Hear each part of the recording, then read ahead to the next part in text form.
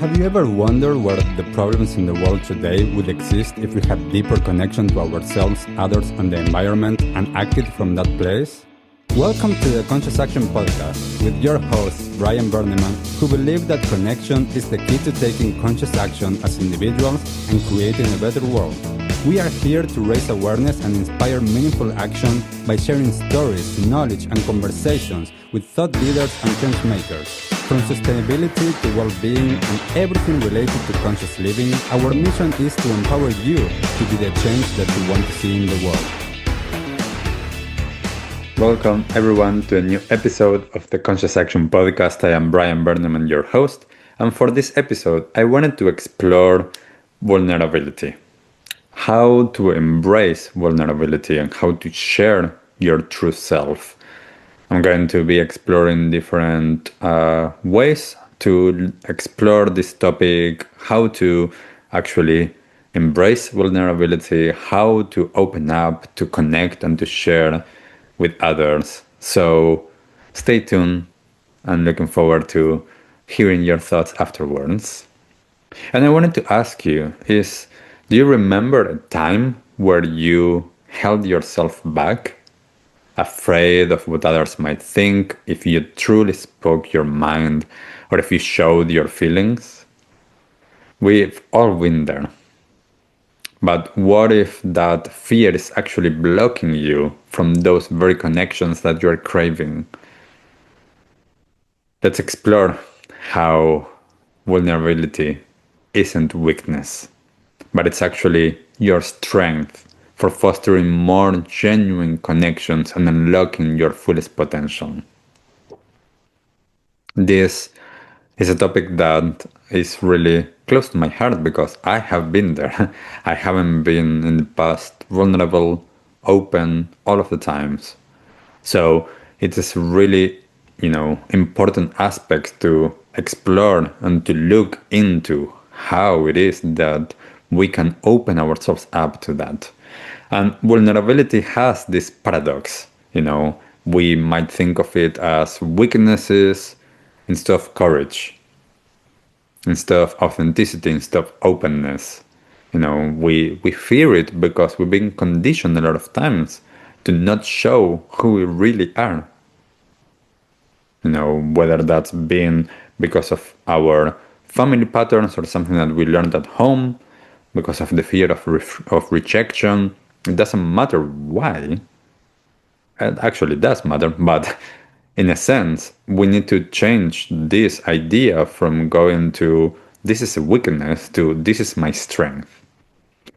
I know so many times in my past that for whatever reason, I was afraid of being rejected. I remember being younger and being afraid to go into women and sharing how I was feeling or just engaging with them just because I was afraid that they were going to reject me, because I was afraid I wasn't good enough or they wouldn't like me. And little by little I started to understand how actually being me is my power, and how, yes, I might not be for everyone, but every time that I open myself up, that I put myself out there, that I shared my truth, even if others didn't think that that was the right thing, it allowed me to connect with people that saw me in that way. I remember when I was younger and a lot of my friends were starting to explore with drugs and alcohol, and I didn't want to do that. And I was okay being left out. I was okay being the loser because that was my truth. That's what I wanted to do. So it really allowed me to connect it, to myself. And when we are vulnerable, it creates much more emotional coherence. It creates an alignment with our mind and our heart, because we are not just focusing on the fears and what that's protecting us from. We are aligning our truth from our heart, from our being, all the way through. And there's this connection that is so important to us, both the connection with ourselves, connection to others and our environment. And when we are vulnerable, we can create that true connection. Vulnerability is that bridge to trust, to empathy, to connect, going from those surface level interactions to much more deeper, soul nourishing connections. And I love those type of connections. It allows us to belong much more to those groups that see us for who we are.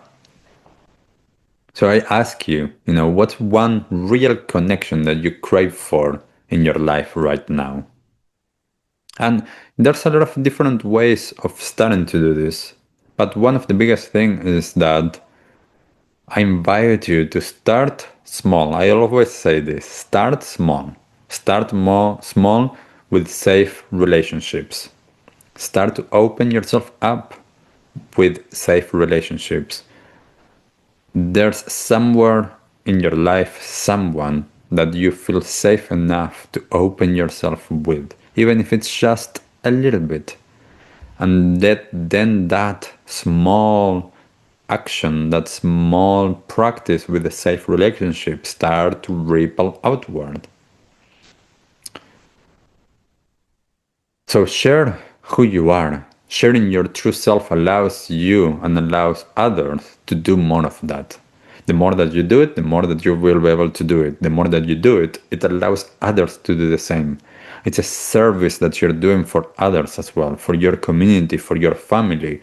The more that you're able to show your true self, others have the permission to do that. But how do we do that?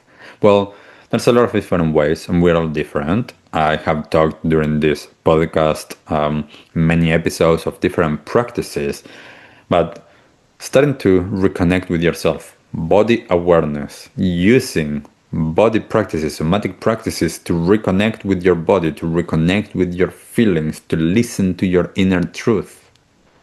Meditation is wonderful for this because you're able to listen to yourself. Yes, perhaps there's a lot of different thoughts or different voices in your head that are not positive. Yet, in time, we start to go deeper to that inner knowing, to that inner truth of who you are, that intuition. Journaling, for those that like journaling, is really helpful to allow everything that is coming out to go onto the pen and paper. That way we can share, and that's a safe space that we can share if we are not yet ready to share with others. I work a lot around this topic with family constellations, doing systemic work to uncover the hidden stories and the patterns that are keeping us small or that are keeping us in a place that we cannot embrace our truth, our authenticity, our true self. So a lot of times just being able to uncover those things that are preventing us from doing that is what allows us then to expand and to share. So the courage that you can have on owning your own story, including all of the good and the bad, all of the positive and the negative, all of the imperfections of your journey and your path so far, it starts to allow healing to take place. When we hold ourselves with kindness, with compassion, with understanding, that way we can rewrite our story by how we are relating to the past. But our story is our story, so owning it is so important. So your story matters.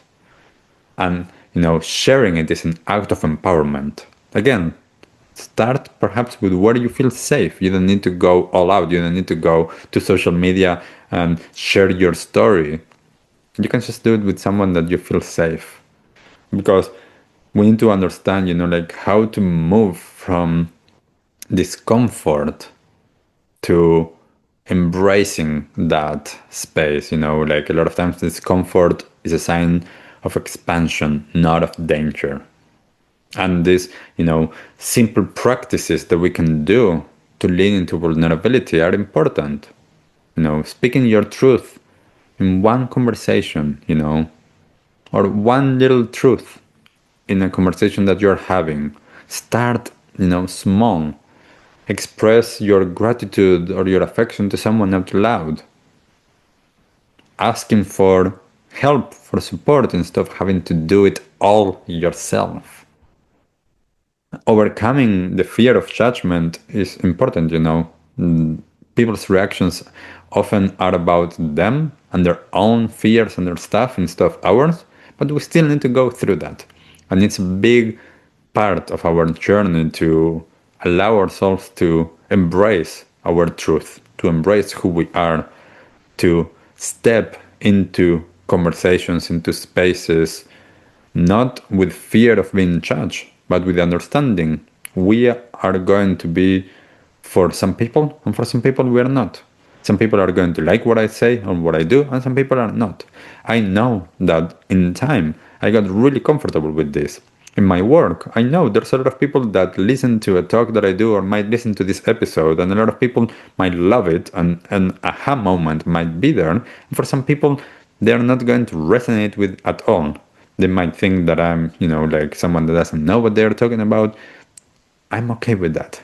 I learned little by little to not fear the judgment of others. I can listen to, people's thoughts, people's perspectives. I can, that might help me to grow and to change, but as well, not allowing others to dictate who I am and what I do. So allowing that discomfort strengthens your resilience, expands your capacity for experiencing joy and happiness, for being more connected to who you really are, living fully an authentic life. It's the liberation of being truly seen. That liberation that comes from allowing that to happen. Now again, there's the fear part in there, but what's on the other side is that liberation. We can use vulnerability as a path to personal growth, to healing, to deeper well-being. It helps to align our mind, body, spirit, allows us to foster more balance, more peace in our experience. So I invite you this week, choose one person that you're comfortable to share a piece of your true self with, and notice how that feels. Because most likely there's going to be some uncomfortable feelings. Embrace those. Vulnerability isn't just about you. It's about creating a ripple of authenticity that heals relationships, families, communities, allowing all of that to be part of your experience. Being more open to connect with who you really are and to share that, to show up in the world in a way that is going to support you to feel more confident, more comfortable, more aligned, because that's your truth, and also how that can support others. So again, see vulnerability as something courageous, as a doorway to true, deep, meaningful connection, as a path to healing. Being your true self is your greatest gift that you can give to yourself and to others. So reflect, as always, as you're listening to this episode, what did you hear that resonated? What has been your experience with sharing your true self, with vulnerability, with that discomfort? I'd love to know, as always. Leave a comment wherever it is that you're finding this episode. If you're wanting to explore more of this because you don't know how to do it, you don't know where to start, reach out. As I said, like I work with a lot of people one-on-one or with family constellations or teaching meditation to connect deeper to who they are. Even whether that's through movement, through meditation, through systemic work, through healing, through the mind. Each of us are different. We need something different. So reach out. Check out all of the upcoming offerings that I have, all of the one-on-one services to support you on this path. As always, thank you for being here. Thank you for taking the time. Leave a comment whatever it is that you're finding this episode, and I'll see you next time. Bye! What did you like the most about this episode? Take a moment to think about what change you can make in your life today. Share your conscious action on social media using hashtag conscious action and tagging at conscious action NZ so we can celebrate your impact on the world and create a ripple effect. One easy action we would love for you to take right now is to share, like, and subscribe to this podcast. This will help us get these messages out into the world and inspire more people to take conscious action in their own lives, contributing to the better world we hope for.